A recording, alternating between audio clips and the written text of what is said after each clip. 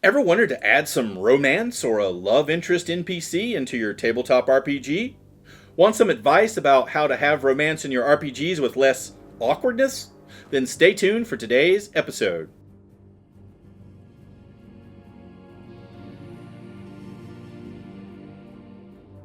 Hello and welcome to RPG PhD. I'm Dr. Ben, and today we'll discuss strategies for incorporating romance, love interests, and even how to handle these types of relationships in your tabletop RPGs. Now, some of you might be wondering, why would you even want to include romance in your game? Well, it can add a whole new layer of depth to your characters and create some really compelling storylines for your players. If you're going to incorporate romance into your games, it's important to have a discussion with your players during session 0. This conversation can help you understand the player's boundaries and what the group considers appropriate. Think about it like a movie. Is this game rated G, PG, PG-13, R, NC-17, etc.? It's important to understand that not all players will be comfortable with incorporating romantic relationships into the game. Some may be open to the idea, others may prefer to avoid it altogether. Additionally, some players may be willing to participate in a game where romance is present, but don't want to engage in it personally. To ensure that everyone is on the same page, again, it's crucial to discuss these boundaries and preferences with your players during session 0 and to revisit the topic as necessary throughout the campaign. Incorporating romance into your game can bring a new level of depth and emotion to your world's characters, providing opportunities to explore different types of stories. When adding romance and love interest to your game, it's crucial to consider the campaign setting. You need to take into account the cultural and social norms of the world and the potential consequences for characters who engage in romantic relationships. For instance, in a medieval-inspired world, arranged marriages, romantic taboos, and religious views may have a significant impact on the story. Create interesting NPCs. You can check out my video on how to create interesting NPCs linked here. When it comes to creating a romance or love interest in your game, it's important to have well-developed NPCs. These characters should have unique personalities and motivations that help them feel authentic. Consider what each character wants and how they might respond to the player characters. By doing so, you can create a more immersive and engaging experience for your players. But it's not just about creating any NPC. When crafting an NPC for a romantic storyline, make sure that they are a good match for the character. Think about their values and interests to ensure a good fit. You may even start to notice what types of characters your players are drawn to as you continue to play together. In addition to a good match, it's important to create chemistry between the characters. This can involve creating tension and conflict, as well as moments of connection and intimacy. Consider what makes the characters compatible and what obstacles might stand in their way. With a little bit of planning and creativity, you can develop a compelling, romantic storyline that will captivate your players. Create obstacles. No romance story would be complete without some obstacles to overcome. Think about what challenges the characters might face in pursuing their love interest. No one would care about Romeo and Juliet if their parents were like, yeah, cool, you two can date. To make romantic subplots an integral part of your campaign, consider weaving them into the main story. This means making romantic relationships an important part of the plot and then allowing them to impact the overall story. A great romance storyline can stick with players long after the game is over, so make sure it's memorable and impactful. Emotional involvement is key here, so your players are invested in the story. But don't make it the sole focus. It's important to strike a balance when incorporating romance into your campaign. While it can add depth to the story and characters, it shouldn't be the only focus. Make sure to balance it with other plot points and character development to create a well-rounded and engaging narrative. Now, I say this in a general sense because romance could be the focus of your game if that's what your group wants, but usually it's an additional layer to the narrative. Use it to create tension.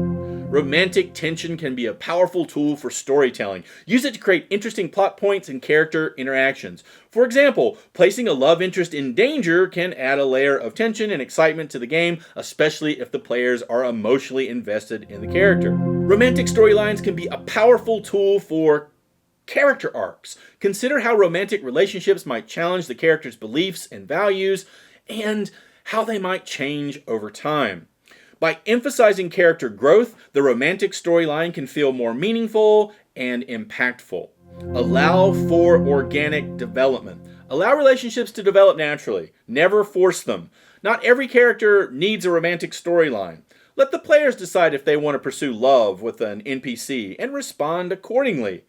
Give them agency and choice in their interactions with NPCs and avoid predetermined outcomes or relationships. This allows for a more satisfying and meaningful experience. Additionally, giving players multiple options for romantic relationships and allowing them to make meaningful choices can create a more engaging story.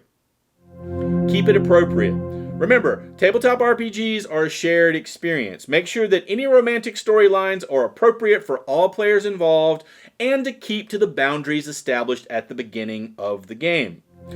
Nonverbal communication can add depth and nuance to romantic scenes. Using body language and tone of voice can convey emotions and intentions, making the scenes more realistic and immersive. But you might say, well, that's easy for you, Dr. Ben. You're a trained theater person. So if you're feeling awkward or uncomfortable playing out romantic scenes with other players, there are ways to alleviate the pressure.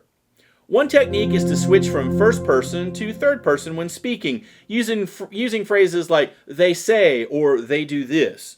That'll give you a little distance. Additionally, you can use game mechanics such as ability checks to mediate the awkward of the conversation and take the pressure off you as the GM to come up with flirtatious dialogues or to have flirt game. This can help make the experience less daunting and more enjoyable for everyone involved.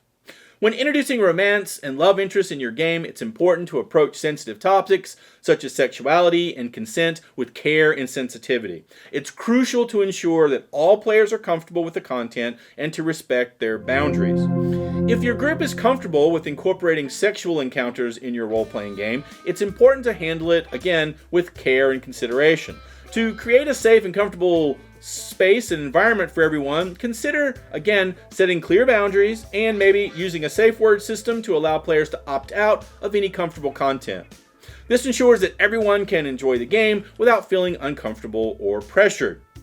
You can also use safety tools like X-Card, lines and veils, exit the scene, consent flower, or script change. One common challenge when incorporating sexual encounters is deciding when to fade to black.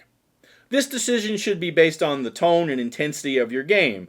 So a lighthearted game may only require a few witty remarks before fading to black, while a more mature game may involve more emotional intensity and detail. If a player wants to explore the encounter in more detail, but others are uncomfortable, it's best to fade to black and have a morning after scene to explore the impact of the encounter. Consequences make for a great story, so explore the various interesting consequences of sexual encounters, such as STDs, magical conditions, questions of faith, pregnancy, and honey traps. When it comes to adding romance and love interest to your game, being open to player feedback is crucial. Regularly checking in with your players to see how they're enjoying the content can help you make any necessary changes. Whether it's adjusting an NPC's personality or removing a romantic subplot altogether, listening to player feedback can lead to a more enjoyable experience for everyone involved. Remember, tabletop RPGs are a collaborative storytelling experience, and the player's input is just as important as the GM's. By using these strategies, you can add romance and love interest to your tabletop RPG in a way that feels authentic, engaging, and immersive. Whether you're a seasoned GM or a new player, incorporating romantic storylines can add a new dimension to your game and create memorable experiences for everyone involved. So let us know in the comments below if you've ever included romance in your game and how it turned out. If you like this video, please consider hitting the like and subscribe buttons. It's much appreciated. Thanks for watching, and see you next time.